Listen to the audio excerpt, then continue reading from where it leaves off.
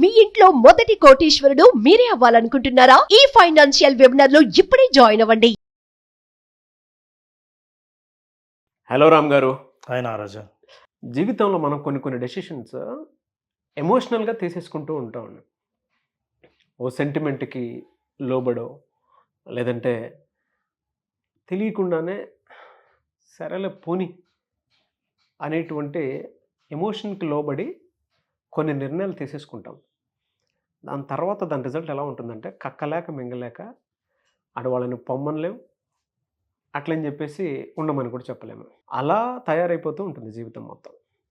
అయితే నా పాయింట్, ఆ డెసిషన్ మేకింగ్ అనేది ఎంతవరకు తీసుకోవాల్సినటువంటి అవసరం ఉంది? భావోద్వేగాలతో కూడుకున్నటువంటి డెసిషన్ అది నెగటివా పాజిటివా? దాని నుంచి ఎలా బయటపడాలి? నారాజు, మనం పెద్ద అబ్జర్వ్ చేయం, కానీ కొన్ని వందల డెసిషన్స్ తీసుకుంటాం. నువ్వు చేసే ప్రతి పని డెసిషనే. అంటే ఈ పని చేయాలా, ఇక్కడికి వెళ్ళాలా, ఇది అందుకోవాలా, ఇప్పుడు కూర్చొని ఫోన్ చేయాలా, ఇవన్నీ డెసిషన్సే. అయితే చిన్న పెద్ద డెసిషన్స్, ప్రభావంతో కూడుకున్న డెసిషన్స్ని బట్టి ఇది చిన్న డెసిషనా, లైఫ్లో ఇంపార్టెంట్ డెసిషనా అని తెలుస్తుంది. అయితే ఎప్పుడైనా మన నిర్ణయాలు తీసుకోవడం రెండిటి మధ్య భయంకరమైన పోరాటాల మధ్య నుంచి మనం తీసుకుంటాం. ఒకటి బ్రెయిన్, రెండోది హార్ట్. బ్రెయిన్, హార్ట్ ఇవి రెండు ఎప్పుడు కొట్లాడుతూనే ఉంటాయి ఏదైనా నిర్ణయం తీసుకోవాలంటే. ఎందుకు కొట్లాడుతుంటాయంటే, హార్ట్ ఏమో ఎమోషనల్ డెసిషన్స్ తీసుకుంటుంది. భావోద్వేగంతో కూడుకున్న ప్రతి నిర్ణయం హార్ట్ నుంచి వస్తుంది.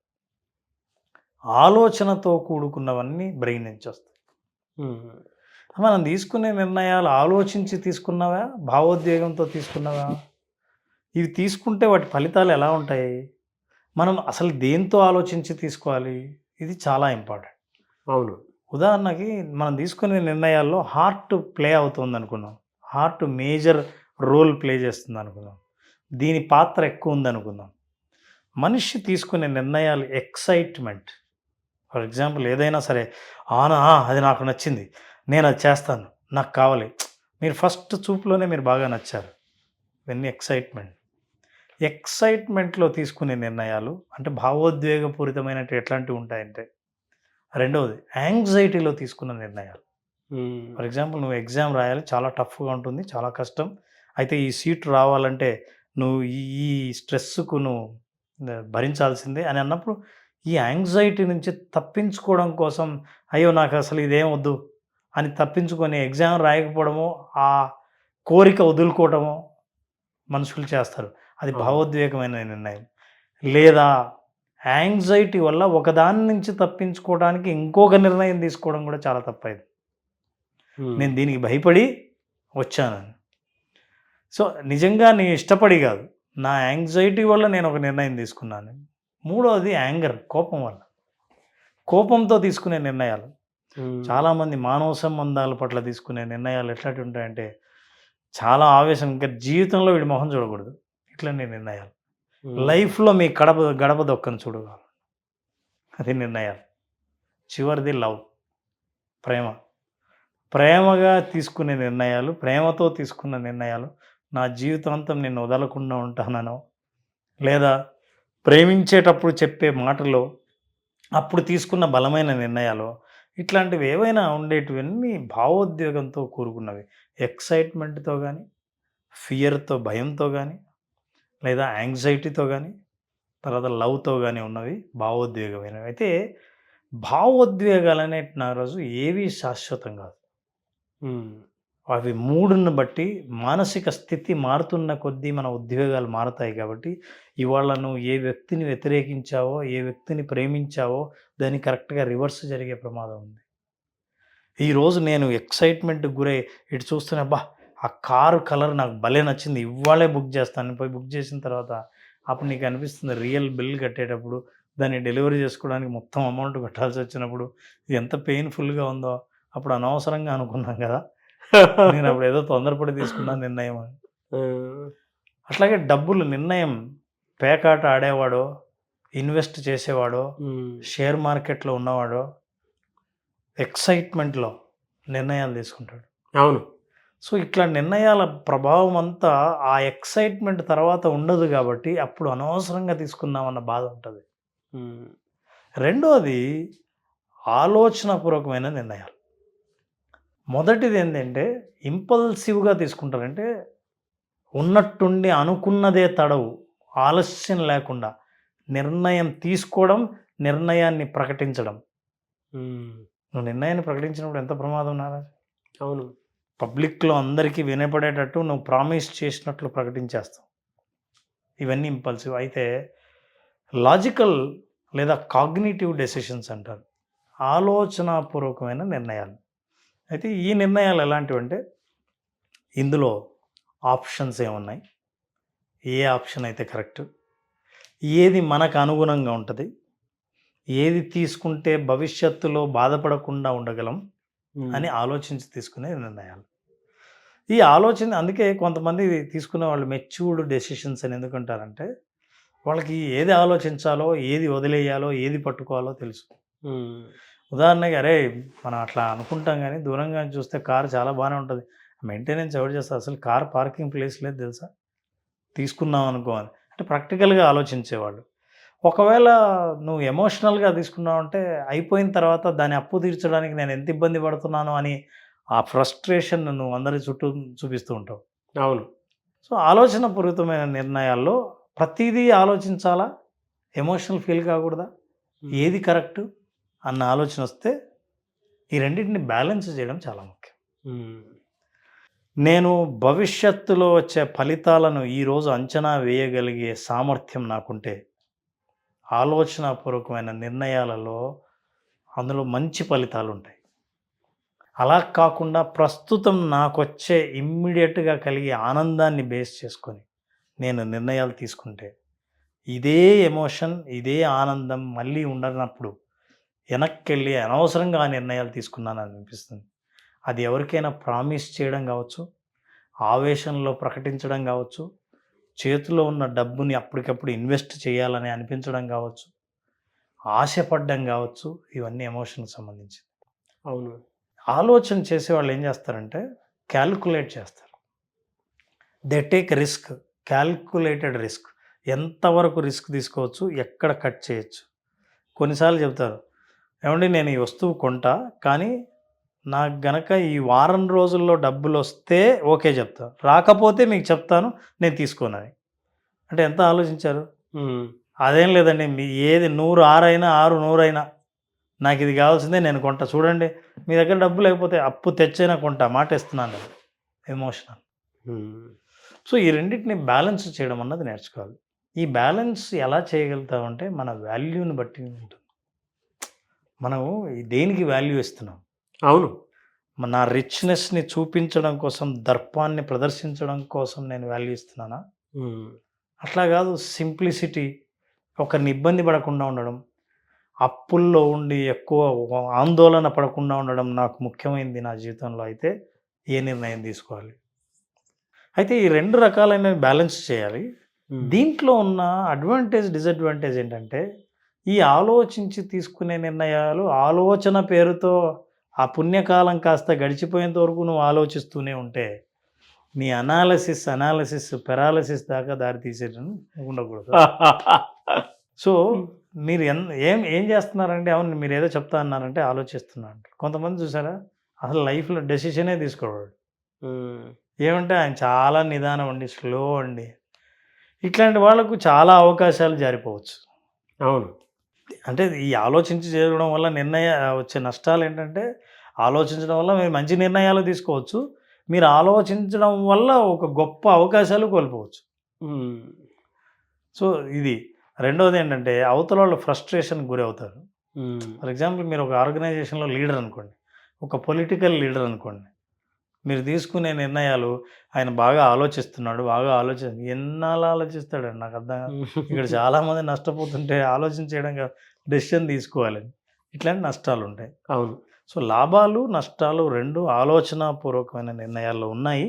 కానీ ఈ రెండింటిని బ్యాలెన్స్ చేయడం ఎలా? ఫర్ ఎగ్జాంపుల్ నాకేదో ఒక పోస్టర్ వచ్చింది, సమ్మరు హాలిడేస్, ఏముంది అసలు పిక్చర్ ఫోటో, బీచ్ ఏరియా, ఈ ఖచ్చితంగా పోవాల్సిందే, నేను బుక్ చేస్తున్నా, ఇది కూడా ఇప్పుడు డిస్కౌంట్ ఇస్తున్నారు, పోవాల్సిందే అని. నువ్వు చాలా ఎమోషనల్, బొమ్మ చూస్తూనే ఇంపల్సివ్ ఫీల్ అయ్యావు, నిర్ణయం తీసుకోవాలనుకున్నావు.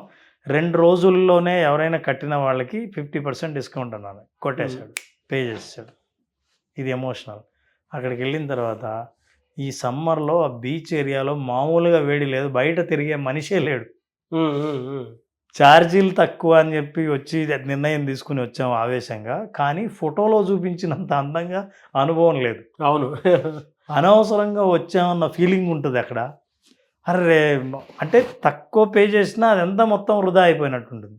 ఈసారి మనం అలా చేయకూడదు అని ఆలోచిస్తారు. కొంతమంది ఆలోచిస్తూ ఇది వెళ్దామా వద్దా, ఎప్పటి నుంచో అనుకుంటున్నా అబ్బా ఈ ఊరు వెళ్ళాలని, వెళ్ళలేదండి, అతను ఎప్పుడూ వెళ్ళలేడు. అవును. బ్యాలెన్స్ చేయడం ఎలా? ఫర్ ఎగ్జాంపుల్ నేను చూశాను, ఓహో బీచ్ ఏరియాలు చాలా బ్యూటిఫుల్గా ఉంటాయి. ఇప్పుడు నేను ఆలోచించాల్సింది ఏంటంటే, నేను పిల్లలతో పోతుంటే టెంపరేచర్ ఎలా ఉంది అక్కడ, ఏం బట్టలు తీసుకెళ్ళాలి, ఎప్పుడు వెళ్తే బాగుంటుంది, ఈ బడ్జెట్ కరెక్టేనా అని కొంత టైం స్పెండ్ చేసి with in the time you will make a decision, but considering everything. True అండి. అంటే మనకు ఒక ఫీలింగ్ సాటిస్ఫాక్షన్ ఇస్తుంది అనుకున్నప్పుడు వెంటనే ఆ ఫీలింగ్ మీద డెసిషన్ తీసుకోకూడదు. మీరు చెప్పింది కరెక్టే. ఒక క్యాలిక్యులేషన్, అంటే దాని తర్వాత నెక్స్ట్ స్టెప్ ఒక థాట్ ఉండాలి. ఆ థాట్ జడ్జ్మెంట్ని క్రియేట్ చేయాలి. అప్పుడు మాత్రమే మనం ఎమోషన్స్తో డెసిషన్ తీసుకుంటున్నామా, లేదంటే ఆలోచించే డెసిషన్ తీసుకుంటున్నామా, మన ట్రిగర్ని బట్టి మనం అయిపోతున్నాం అనేది. బట్ ఇందులో మంచి యాటిట్యూడ్ ఉంది. అంటే ఒక మనిషి మీకు ఎలా తెలుస్తాడు అని అంటే, కంప్లీట్గా ఆలోచనతో తీసుకున్న డెసిషనా, ట్రిగర్ అయితే తీసుకున్నటువంటి డెసిషనా. ట్రిగర్ అయితే తీసుకున్న డెసిషన్ అయితే అతనికి అది అలవాటు, ఆలోచించి తీసుకుంటున్నాడు అని అంటే అది అతని యాటిట్యూడ్, వెరీ క్యాలిక్యులేటివ్ అని చెప్పేసి అనుకుంటూ ఉంటారు. ఏం చెప్పారు సార్ అసలు చాలామంది నష్టంలో ఎవరినైనా, ఎందుకండి ఇన్ని నష్టాలు ఇంత బాధపడుతున్నారంటే, ఆ రోజు ఆ డెసిషన్ తీసుకోకుండా ఉంటే బాగుండదు అనేది ఖచ్చితంగా ప్రతి ఒక్కరికి ఒక రోజు గుర్తొస్తుంది. Yes, fantastic. సో ఈ 4 కారణాలని ఆలోచించాలి నారాజు. మనం ఏంటంటే ఎక్సైట్మెంట్లో కానీ, ఫియర్లో కానీ, యాంగ్జైటీలో కానీ, విపరీతమైన ప్రేమ కలిగినప్పుడు కానీ నిర్ణయాలు ప్రకటించొద్దు, డెసిషన్ తీసేసుకోవద్దు. ప్రకటించితే నీ చేత డెసిషన్ తీసుకొని ఇస్తుంది ప్రపంచం. అవును, అందుకని బానిసని చేస్తుంది, బానిస. ఆ డెసిషన్లో ఇప్పటికీ ఉండి పని చేసుకున్నటువంటి వాళ్ళు చాలామంది ఉన్నారు. పెళ్ళిళ్ళు కూడా అలా చేసుకున్నటువంటి వాళ్ళు చాలామంది ఉన్నారు సార్. అవును, నేను అదే చెప్తున్నా. పెళ్ళి చేసుకున్న వాళ్ళు పొరపాటు పడినా అనుకున్న వాళ్ళు చాలామంది నాకు తెలిసి కామెంట్ బాక్స్లో వస్తుంది. బ్యాడ్ లక్ ఏంటంటే కెరీర్లో అటెండ్ డెసిషన్స్ రావు మళ్ళీ. అంటే కెరీర్ సక్సెస్ కోసం అని చెప్పేసి దాని మీద పెట్టే ఆలోచన పెట్టుబడి ఉండదు. మరి ఆలోచన చేసే నిర్ణయం తీసుకోవాలంటే మీ దగ్గర ఇన్ఫర్మేషన్, డేటా, పాస్ట్ హిస్టరీ, తక్కువ టైంలోనే ఇవన్నీ కలెక్ట్ చేయొచ్చు. వీటిని ఆలోచించండి. తర్వాత ఈ నిర్ణయం తీసుకున్న తర్వాత ఎగ్జాక్ట్లీ 1 year తర్వాత ఈ నిర్ణయం కరెక్టే అని మీకు అనిపిస్తుందా, అయిపోయింది. ఈ 4 అంశాలు మీరు అబ్జర్వ్ చేసి you make a decision. Yes. అయితే 2 బ్యాలెన్స్ చేయాలి నాది. ఫర్ ఎగ్జాంపుల్ చిన్న ఉదాహరణతో మనం ముగిద్దాం. వర్షం పడుతూ ఉంటుంది. వర్షం పడుతుంటే వెంటనే ఎవరో వంటల ప్రోగ్రాం పెడితే అక్కడ వేడి బజ్జీలు చేస్తుంటారు. నీకేమనిపిస్తుంది అంటే, బా బజ్జీలు చేసుకుందామా అని అనిపిస్తుంది. మీరు ఇలా మాట్లాడుతుంటే నాకు నోరు అవుతుంది. అయితే మీకు ఆల్రెడీ అసిడిటీ ఉంటుంది. ఇప్పుడు ఏంటి, నాకు బజ్జీలు తినాలనిపిస్తుంది, తినొద్దా? అసిడిటీ ఉంది కాబట్టి మానేయాలా? అయితే ఇప్పుడు మీరు డెసిషన్ తీసుకోవాల్సి అంటే, నాకు ఏదో ఒకటి తినాలనిపిస్తుంది, వర్షం పడుతుంది, కానీ అసిడిటీ లేనిది ఏదైనా సెలెక్ట్ చేయాలి. వాడు చూపించాడు కాబట్టి అదే ఎందుకు తినాలి, అది ఇంపల్సివ్. కాబట్టి నేను ఏదైనా సరే ఈ వర్షానికి వేడివేడిగా ఏదైనా సరే అసిడిటీ లేనిది అని ఆ ఒక్క ఆలోచన ఇస్తే మీ నిర్ణయం మీరు ఎంజాయ్ చేస్తారు, ఇబ్బంది పడరు. Yes, that's how it.